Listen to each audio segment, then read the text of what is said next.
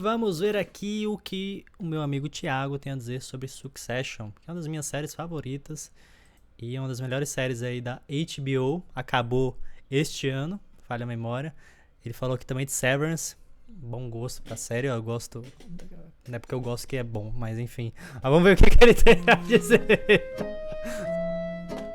A primeira cena do primeiro episódio de Succession mostra o patriarca da família Roy levantando da cama no meio da noite, desorientado e confuso pra urinar dentro de um armário. Isso aqui é de onde esse sotaque?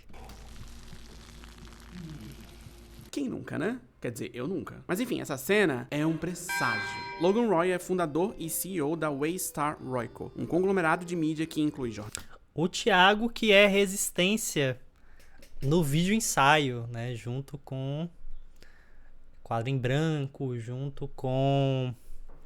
Quem mais faz o ensaiozão? Senhorita Bira, Jornais, Antídoto. canais de TV, cruzeiros, parques temáticos e torturas psicológicas. Mas por mais implacável, poderoso, inteligente e ardiloso que ele seja, ele tá ficando velho. Os acionistas da empresa sabem disso, os filhos dele sabem disso, a gente sabe disso. É muito bom as pessoas morrerem, né? Eu acho que... Tem um caso... Tem um... Imagina que maravilha.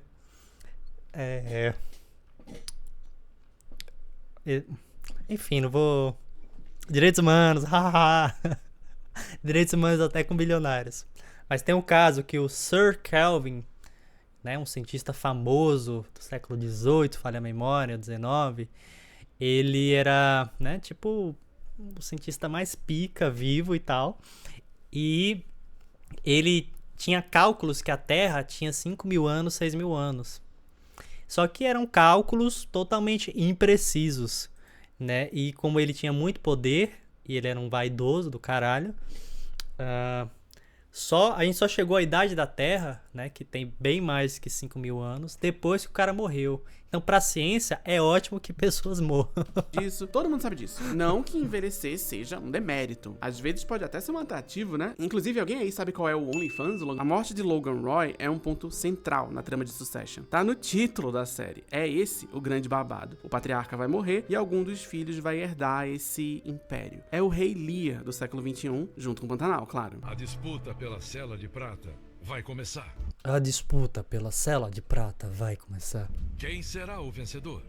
Jove, Zé Lucas ou Tadeu? E a série brinca com essa possibilidade desde o primeiro episódio, quando... Alerta de spoiler da série inteira a partir de agora. Nos minutos finais, Logan tem o termo médico é piripaque e precisa ser hospitalizado por vários episódios. O resumo da obra é que uma possível morte de Logan Roy é uma ameaça sutil, mas constantemente presente nas 4 temporadas de Succession. Era de se esperar que quando essa morte acontecesse, ela seria um evento grandioso, catártico, emocionante e épico. E de certa forma é, mas a despedida desse personagem tão importante acontece fora da tela, num momento meio aleatório, terceiro episódio da 4ª temporada, sem grandes discursos, sem a família em prantos numa cama de hospital, sem nada do que a gente tá acostumado a ver num episódio em que um personagem importante morre. É uma morte monótona, corriqueira, mundana. E é por isso que é legal. Afinal, a morte, de certa forma, é um evento corriqueiro e mundano.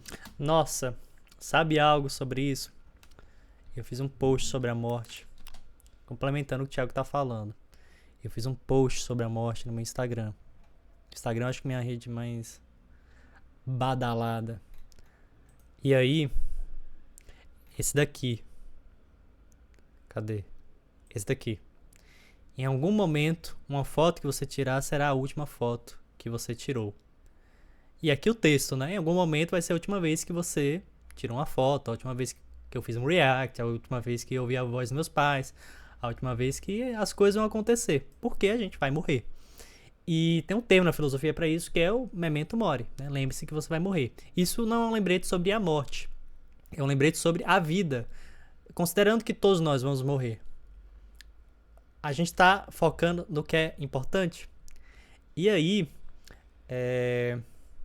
né? Considerando que vai chegar a nossa última vez de beber água, será que a gente está priorizando as coisas adequadas, considerando os nossos valores, nosso histórico, nosso contexto e os recursos que a gente tem, né? E aí, tem uns comentários muito engraçados, tipo esse daqui, ó. Ah, pronto, novo medo desbloqueado, né? O medo de morrer, né? Então, credo, meu Deus do céu, chorei, creio em Deus Pai, né? Como se fosse um absurdo a ideia de que a gente vai morrer.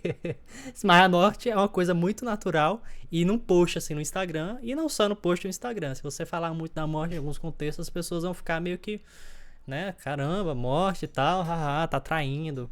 Um negócio super. É democrático, é universal. Cedo ou tarde, ela chega pra todo mundo, certo? Ou será que não? Olá, meu nome é Thiago e hoje a gente vai falar sobre o grande mal indesejável, bilionários. Mas antes, uma palavra dos nossos patrocinadores. Nesse vídeo a gente vai falar, como sempre, sobre audiovisual, sobre roteiro e sobre a forma como certas temáticas são abordadas numa história. E se você tem interesse nesse assunto, e eu acho que você tem, eu recomendo que você dê uma olhada no curso de roteiro para TV, cinema e games lá da EBAC, a Escola Britânica de Artes Criativas e Tecnologia. E como todo curso da EBAC, esse aqui é bastante voltado para o mercado de trabalho mesmo. Os professores que ministram as... Mas eu tenho curiosidade, sabia? Por exemplo, eu escrevo. Eu tenho 3 livros, né? Que é o Sobre Amendoins, Solidão e Outro Eu, que é um livro sobre um rapaz que começa a tomar um remédio pra dormir, fica doidão, e ele fica mais feliz doidão do que racional. Aí ele entra na grande crise de identidade por conta disso. Tem também o Osh, 15% da população começa a ter poder, e aí tudo vira uma bagunça. Tem 2 terroristas, um derrubando a igreja e outro matando jornalista ao vivo. E tem esse de contos, sobre bicicleta, coragem e outras coisas deslumbrantes, que é um pra espairecer, vamos dizer assim. Se eu quisesse fazer roteiro para a TV, como é que eu faria? Não, tipo, não como fazer um roteiro. Como é que eu teria os contatos para essas coisas? Enfim, divagações. As aulas são profissionais do mercado que estão totalmente preparados para te assessorar nessa empreitada. A EBAC também oferece tutorias individuais e várias ferramentas para te ajudar a se inserir no mercado de audiovisual. Aliás, tem vários outros cursos na área também. Se você for lá no site da EBAC e clicar na aba de audiovisual, você vai ver que tem edição, motion design, design de animação e vários outros. E aí quando você clica em cada um deles, vai ter todas as informações que você precisa para tomar a sua decisão. Tem os professores, tem a média salarial de cada profissão e por aí vai. E como sempre, você pode usar o meu código promocional na hora de se matricular. É só digitar lá, Hora Thiago 200, para ter um desconto de R$200 em qualquer curso da EBAC. O link tá aqui embaixo na descrição do vídeo, clica lá e aproveita. Agora de volta pros terríveis bilionários. O terceiro episódio da 4ª temporada de Succession foi escrito pelo criador da série, Jesse Armstrong, e dirigido pelo Mark Mylod, que também é produtor executivo. E é bem aqui, faltando nada menos que 7 episódios pro final da série, que essa grande virada na trama acontece. E no dia seguinte da exibição do episódio, uma reportagem do site The Hollywood Reporter revelou alguns detalhes dos bastidores. Sobre a decisão de matar o personagem fora da tela, o diretor falou o seguinte: grandes eventos não acontecem de modo perfeito. Eles acontecem, às vezes, de maneira monótona. E eu achei brilhante essa ideia de deixar de lado todos os clichês de morte perfeita na TV. Isso me lembra alguma coisa. Alguns anos atrás eu fiz um vídeo sobre representações da morte na ficção. Eu quero retomar esse assunto de novo hoje, mas de um outro jeito. Lá atrás eu citei um dos meus episódios preferidos sobre morte e luto, e com a permissão de vocês, eu vou fazer isso de novo. Eu vou citar a mesma série, o mesmo episódio, a mesma morte. Mas vai ser diferente, eu prometo. No 10º episódio da 5ª temporada de Buffy, a Caça a Vampiros, a protagonista chega em casa e simplesmente encontra a sua mãe morta. Spoiler de um episódio que foi exibido 22 anos atrás. Buffy e Succession são 2 séries completamente diferentes, mas tem um paralelo interessante entre esses 2 episódios específicos. Em Buffy, uma série que se passa num mundo onde vampiros, demônios, bruxas e Amy Adams existem, a mãe da protagonista morre simplesmente de um aneurisma cerebral. Não é culpa de um monstro, não tem nada sobrenatural envolvido, e quando Buffy chega em casa, não tem mais nada que ela pode fazer. Num dado momento do episódio, a personagem chega a fantasiar uma situação em que ela conseguiria fazer alguma coisa, em que ela teria um controle sobre uma situação incontrolável, em que ela chega a tempo de levar a mãe para o hospital e fica tudo bem, todos vivem felizes para sempre. Thank God you found me in time. Mas a imagem corta rapidamente para a realidade, onde a morte se faz presente de uma maneira brutal e nada mais pode ser feito. Mais do que a nossa simples impotência diante da morte, esse episódio mostra a impotência de uma personagem que é poderosíssima diante de outros problemas. Buffy, em especial nesse momento da série, é não só uma heroína com superpoderes, mas a grande heroína com o poder e a responsabilidade de salvar o mundo do mal. Mas não é o papel dela livrar o mundo da morte. Ela não tem esse poder. Ninguém tem. Agora corta para 2023 e a gente tem uma série sobre uma família de bilionários com o poder de mover o mundo inteiro apenas com uma mensagem de WhatsApp.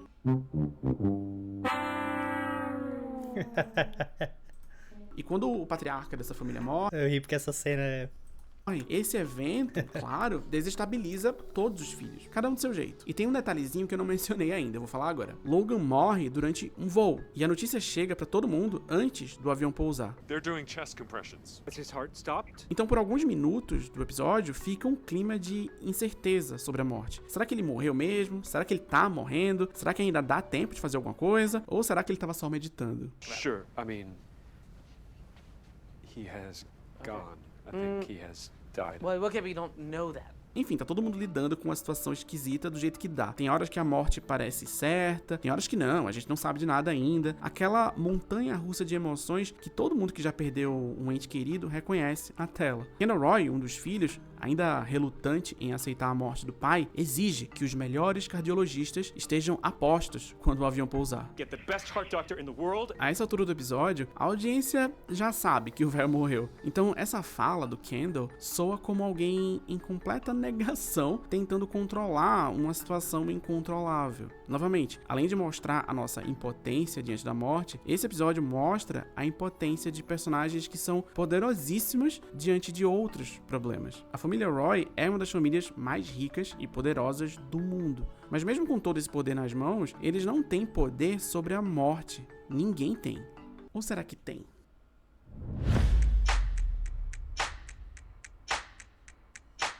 Who wants to live forever? Jeff Bezos might, actually. Em 2022, o empresário careca Jeff Bezos investiu 3 bilhões de dólares numa empresa chamada Autolabs, que pesquisa técnicas de regeneração celular. Essa notícia fez muita gente especular que o real objetivo dos estudos, a longo prazo, seria aumentar consideravelmente a expectativa de vida dos seres humanos e encontrar o caminho para a imortalidade. A Autolabs não seria nem de longe a primeira aposta do Vale do Silício em pesquisas anti-envelhecimento. Em 2013, um dos fundadores da Google, Larry Page, anunciou uma subsidiária chamada Calico Labs, focada em saúde. Isso é muito doido, né? Porque essa visão meio europeia da morte, né? Sei lá, talvez. Que tem um vídeo do Ailton Krenak sobre a morte. Isso é que eu acho aqui. Encontros Selvagens, Ailton Krenak. É uma visão assim bem diferente. Tá, eu não achei. Vida que segue. Bem-estar e longevidade. É uma entrevista que ele fala: nossa, ainda bem que eu vou morrer, né?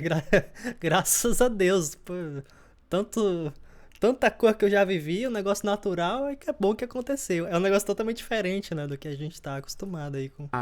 Mas Glória Menezes e a tia Demência da família Addams não são os únicos interessados nesse tipo de pesquisa. Outros bilionários também estão investindo grandes quantias de dinheiro em empreitadas semelhantes. O meu pai fala assim que tomara que esse negócio de morte acabe antes de chegar a vez dele. Morreção besta. E o avanço nesse campo científico teria o potencial de melhorar a qualidade de vida de muita gente. O problema é que quem está conduzindo o direcionamento das pesquisas e onde o dinheiro vem sendo aplicado é um bando de bilionário narcisista que finge que está interessado. Sabe uma coisa que... Isso que ele tá falando conversa com o jogo, né? Que é o Cyberpunk. Que virtualmente as pessoas podem viver muito lá, né? Pode transferir memória e tal. A única coisa assim que não dá pra transferir é o cérebro, sabe? Se a pessoa tomar um tiro na cabeça, já era. Mas de resto, assim, a pessoa pode viver um tempão. interessado no futuro da humanidade, mas está mais preocupado em acumular capital por séculos a fio. Discorde aí na sua casa. Numa reportagem da Financial Times sobre o assunto, o bioeticista Christopher Wareham alerta para os perigos da gente botar uma pesquisa científica desse porte na mão desse povo. Ele fala o seguinte: suponhamos, por exemplo, que tivéssemos uma espécie de vacina para a pandemia da idade. Isso vai potencialmente exacerbar todos os tipos de desigualdades existentes que temos. Quanto mais tempo você estiver por perto, mais sua riqueza aumentará, e quanto mais rico você for, mais influência política terá. Pensa nos tratamentos mais tecnológicos, mais sofisticados para as doenças que mais matam no mundo. Quem é que tem acesso a esses tratamentos? Quem é que pode pagar pelos melhores tratamentos, pelos melhores remédios, pelas melhores camas de hospital? Agora imagina se existisse uma poção mágica contra o envelhecimento. Quem é que teria acesso a ela e a que custo? Ou ainda mais, supondo que existisse esse acesso minimamente democrático a um mecanismo que permite o prolongamento da vida. Que vida seria essa? Como que a gente, que não é herdeiro, ia viver essa vida? Na praia ou trabalhando dia e noite para garantir os lucros de quem já nasceu com dinheiro? Só essas perguntinhas já seriam o suficiente pra gente ficar preocupado. Mas imortalidade e longevidade nos seus sentidos literais não são os únicos problemas. Na biografia do Kiko do Foguete, publicada em 2015, O Kiko do Foguete.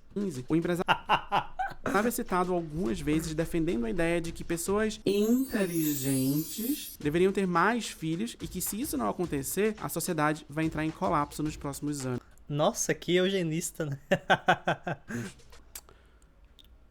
Esse tipo de preocupação com o futuro da humanidade é referido por alguns desses bilionários como long-termismo. É basicamente a ideia de que a gente deveria fazer todos os esforços possíveis para garantir o bem-estar dos seres humanos do futuro. Galera que vai estar em Marte, sei lá. O que parece muito bonitinho, eficiente, generoso, se, dentro dessa lógica desses caras, isso não significasse destruir a dignidade e o futuro de quem tá vivo hoje. Algum desses caras tá realmente preocupado com o colapso climático, com racismo ambiental? Sabe uma obra que trata disso?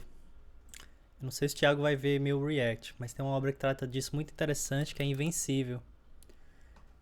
Invencível. É o mesmo criador do The Walking Dead, que é o Kirkman. Eu terminei de ler esses dias. No Invencível tem um personagem chamado Rex. Tem um personagem chamado Robô, depois chama Rex. Que ele tem essa ideia meio que de esse long-termismo, né? Só que aí ele vira um autocrata maluco e que mata um monte de gente pra conseguir isso. Em algum momento da vida é legal ler se gosta de HQ, né? O Invencível. Tá Uma boa história de herói, eu acho. mesmo, de verdade. Mas eu tô fugindo do tema, nota 0 no Enem. Long-termismo é um termo que anda lado a lado com a ideia de pronatalismo, que é o que defende lá o Kiko do Foguete, que se diz muito preocupado com a longevidade da raça humana. Ele diz que a gente tem que se reproduzir muito pra garantir o futuro. Mas o paradoxo aqui é que a população... O Elon Musk tem quantos filhos? Ele tem um monte, né?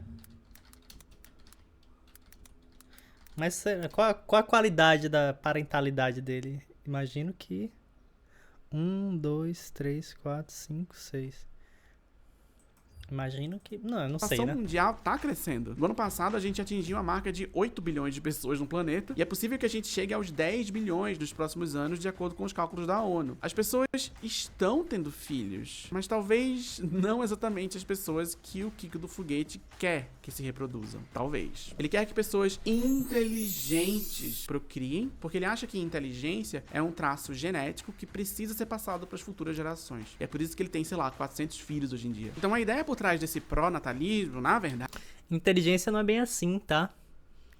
Não é meramente genético. Hoje a melhor teoria que a gente tem pra explicar a inteligência é a do Cattell e do Horn. Que é, porra, é um pouco difícil de explicar. Mas a inteligência tem sim um fator genético, que a gente chama de inteligência fluida. A inteligência basicamente vai ser a capacidade de resolver problemas através de habilidades metacognitivas. Isso que divide a inteligência humana da inteligência artificial. Estamos longe de qualquer máquina ter uma capacidade metacognitiva. Metacognição é basicamente a cognição da cognição. Então, eu estou monitorando aqui o que eu estou falando para ver se eu não falo besteira enquanto eu estou gravando, por exemplo. Isso é uma habilidade metacognitiva. Os modelos de língua, como o ChatGPT, eles meio que só completam de maneira mais adequada um texto. Talvez nos futuros, beleza, consiga algo mais próximo da inteligência humana. Mas por enquanto tá bem longe. Inclusive tem um livro sobre isso que eu tenho aqui. Ai, caralho, desabanou tudo. Tem um livro sobre isso que é de um dos cientistas mais... O cara é tipo o Neymar da pesquisa. Esse cara aqui, o Stanislas Dehaene. Esse cara é tipo o Neymar da pesquisa. Ele tem 100 mil citações. Alguns pesquisadores vão morrer sem ter 1000 citações, por exemplo. E ele tem pesquisa na Nature, na Science, as melhores revistas.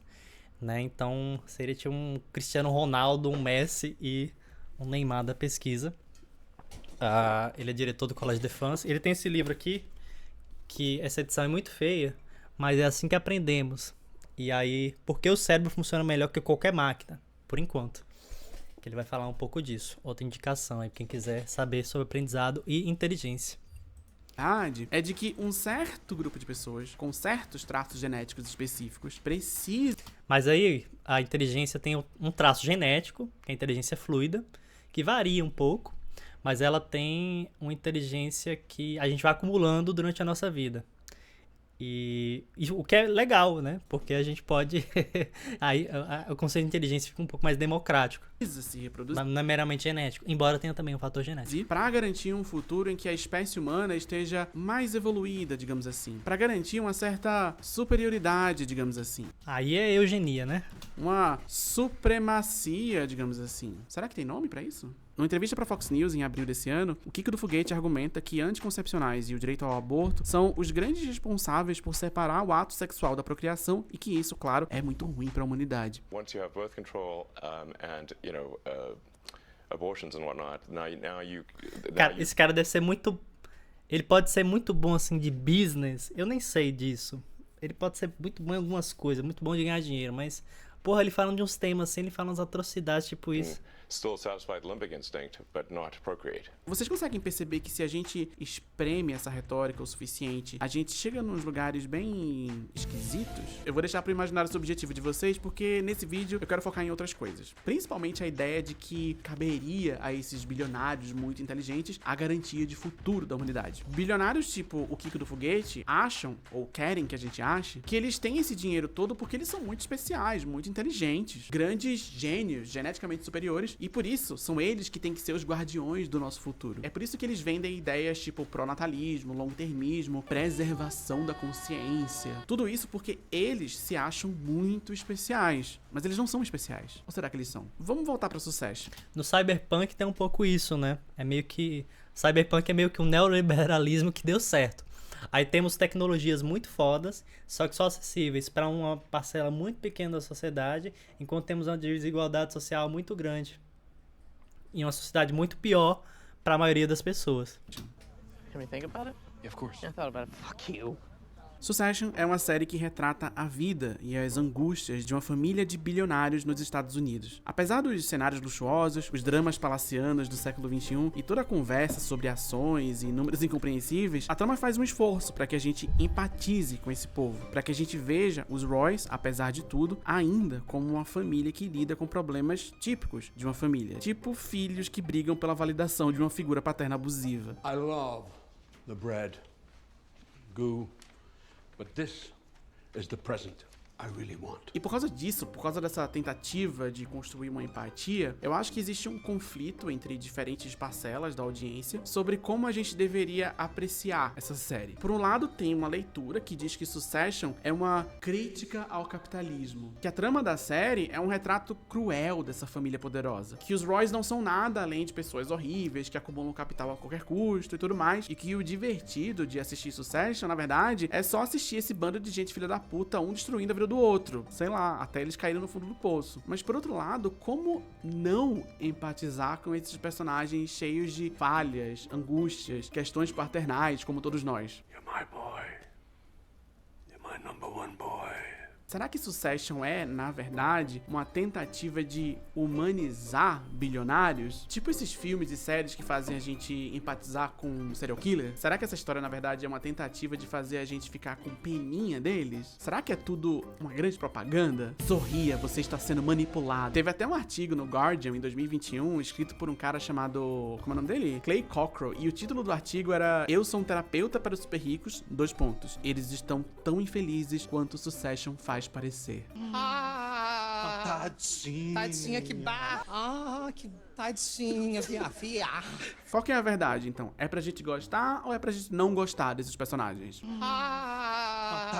Deixa eu compartilhar com vocês os meus sentimentos em relação a isso. Succession é um drama político e familiar, cheio de reviravoltas, jogadas de poder e pessoas ricas. A psicologia já é um negócio marcadamente mais elitista, né?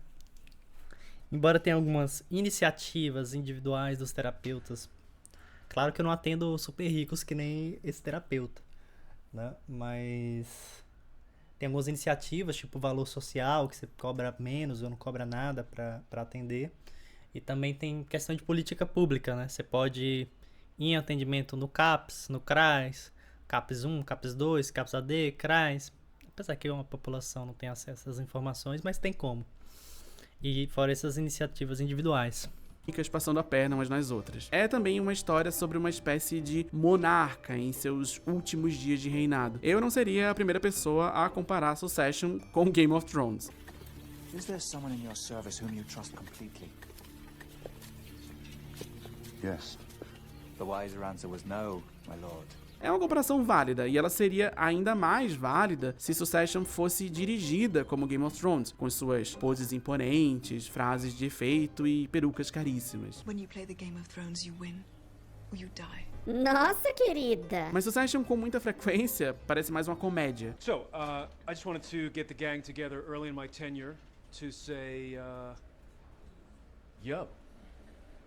Especificamente com séries do tipo mockumentário, como por exemplo The Office, Parks and Recreation e Modern Family, que usam recursos tipo câmera tremida para passar uma sensação de realidade. Today we're going to be talking about PowerPoint. E isso é reforçado também pela forma como os personagens conversam entre si. Where's Tom? He's here. Em Succession, ninguém fala igual a Cersei. When you play the Game of Thrones, you win or you die. Não. Ninguém tem uma frase bonitinha, pronta pra dizer. E quando tem, o resultado nunca é o esperado. I'm actually gonna stand up, if that's alright. My back is fucked, I have a new trainer, so...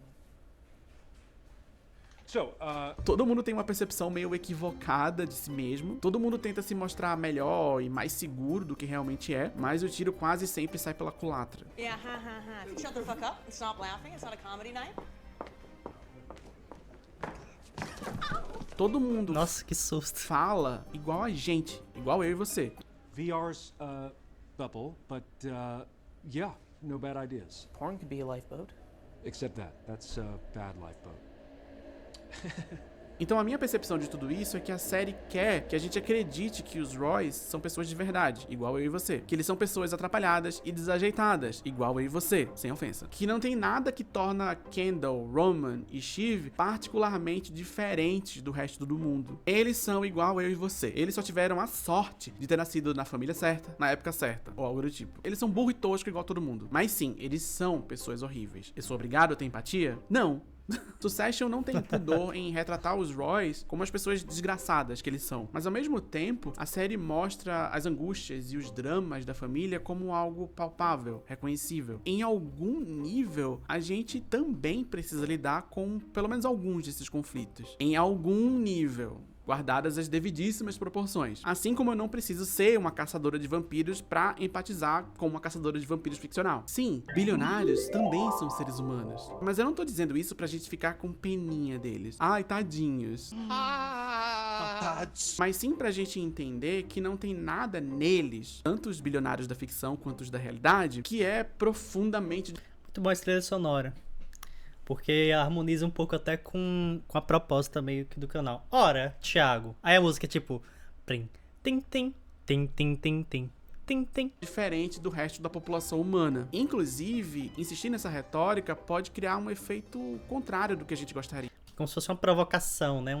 uma espetada ali, mas com parcimônia, né? Porque quando a gente diz que bilionários são inerentemente psicopatas ou algo do tipo, a gente tá meio que jogando o jogo deles também, né? Reafirmando a ideia de que tem algo no cérebro dessas pessoas que é diferente do resto dos seres humanos. Mas não tem Essa é uma opinião corajosa, eu concordo com ele. nada disso, gente. Eles são burro e tosco igual a todo mundo. Eles só tiveram a sorte de terem nascido no lugar certo, na época certa, ou algo do tipo. O que eu acho de fato é que o acesso a esse tanto de dinheiro, poder e recursos é o que desumaniza essas pessoas, que cria essa barreira psíquica, semiótica, física entre meia dúzia de bilionários acumuladores de riqueza e o resto do mundo que precisa brigar entre si pelo que sobrou. Mas não existe nada inerente, biológico, determinante. As vantagens que eles têm são as estruturas desiguais que eles mesmos perpetuam. Eles são iguais a todo mundo. Se tem uma coisa diferente nesse povo, seria pra pior, mas eu não vou falar isso não. Novamente, eles são iguais a todo. Será que o Thiago é de onde? De Pernambuco? Da Paraíba? Do mundo. Eles são suscetíveis à morte e à doença, como todos nós. Eles têm corpos que envelhecem e morrem, como todos nós. Mas por causa das estruturas sociais que permitem que poucas pessoas acumulem tanto poder e recursos, eles conseguem criar uma percepção de que eles são maiores do que eles realmente são. Waystar Jesus? E de que eles têm, ou de que deveriam ter, poder sobre a vida e a morte da espécie humana. The man who's gonna lead us to eternal life? Mas eles não têm esse poder. Não é o papel deles driblar a morte, salvar o mundo da morte, mudar a nossa relação com a morte. Eles não têm, nem deveriam ter esse poder. Ninguém tem. Pelo menos não até agora. Legal. Final meio vral. Muito bom, né? O vídeo do Thiago. Embora não tenha nenhuma grande conclusão. Mas eu gosto de vídeos sem conclusões. Eu acho que também não era a intenção. Veja as referências dele aqui, tá? E é isso aí. Grande abraço pro Thiago, se chegar a ver esse vídeo, esse react. Espero ter acrescentado boas referências, tá? E acabou o vídeo. Grande abraço. Muito bom esse vídeo aqui do Thiago. Depois vou ver o de Severance. É nóis. Acabou!